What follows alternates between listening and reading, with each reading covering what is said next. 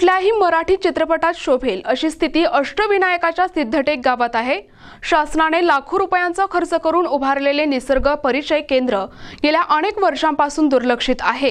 याची दखल प्रशासन घेणार का असा सवाल वन्यप्रेमींनी उपस्थित केला आहे। पर्यटनाच्या निमित्ताने तसेच दर्शनाला येणाऱ्या भाविकांना आल्हाददायक वातावरण निर्मिती व्हावी यासाठी हा प्रयत्न होता। वन विभागाने यासाठी लाखो रुपयांचा निधी या ठिकाणी खर्च केलाय, परंतु गेल्या अनेक वर्षांपासून शासनाने मात्र याकडे सोयीस्कर दुर्लक्ष केले आहे। सध्या ही इमारत अखेरच्या घटका मोजत असल्यामुळे वन्यप्रेमी चिंतेत आहेत। तब्बल अर्धा एकर क्षेत्र या प्रकल्पासाठी वापरण्यात आले। राजकीय दृष्ट्या भाजप आणि राष्ट्रवादी यांनी प्रतिष्ठेला लावलेल्या कर्जत जामखेड मतदारसंघात ही स्थिती आहे।